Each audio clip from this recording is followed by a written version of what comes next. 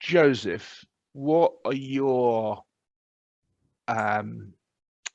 tips for gaining the strength to walk away? Well, the first thing, like has been mentioned, thankfully by FIFA and Shivani, is realizing that one, you are worth choosing yourself, and two, you get the right people around you.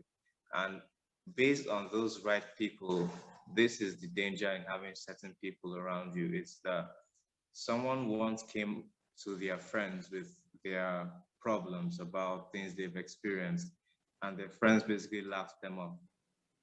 And so what that does is that it then cements into their minds that this thing you're talking about is not worth it. You are not, like, don't even mention it to anybody. So for me, the first step that I would consider is look at your environment.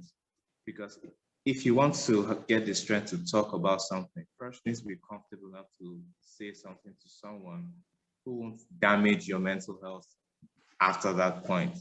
Because trusting someone after opening up like that, for instance, somebody has a friend who they tell that who have been abused by someone before.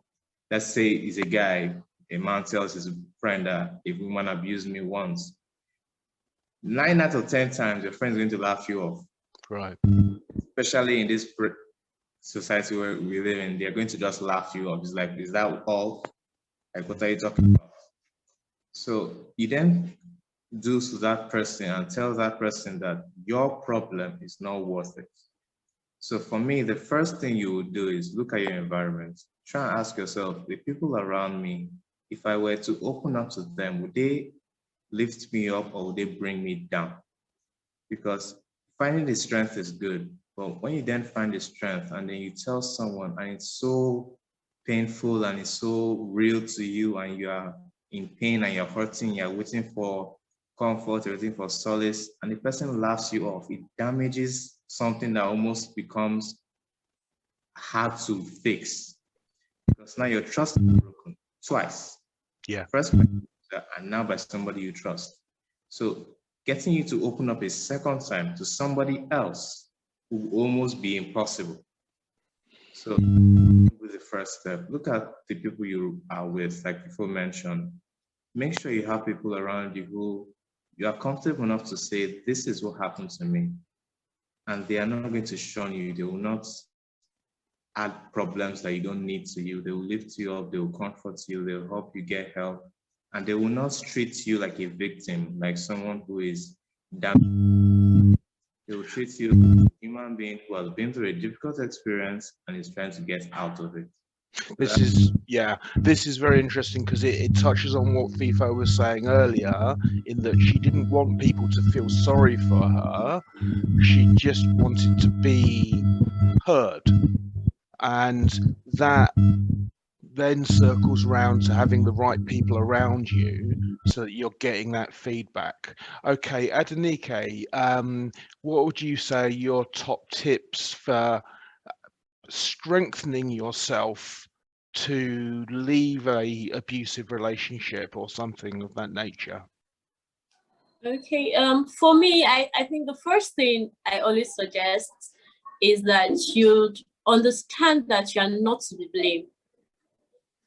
Okay, one of the things that the abusers use is making you feel guilty, like, oh, you played a part in this. Okay, so if you're telling people, tell them about your part, and most times narrative, we give that narrative from that angle. Okay, I remember when I was in school, one of the case of personal case I had, when I was in school, someone broke into my room and wanted to rape me, and okay, almost did. Then it became a tug of war, and okay, because for me, I would rather die than have you rape me. And I don't even know why I thought like that, but man, I couldn't live with it. You know, I'm a Christian, and man, I'm keeping myself pure for my husband, and I'm waiting all these years, and you're going to come rape me, man. Okay, so we had it was the night, and we had to fight for, you know, for a while. And while this was going on, I was shouting. Okay, I was shouting, hoping that my neighbors would hear, because this is just one person in my room. Okay, I was shouting, I was eating things, and you know the way there's a door. My next door neighbor, what divided our room is a door. Okay, so I know that he could hear me. Okay, so the tussle continued until the guy finally left.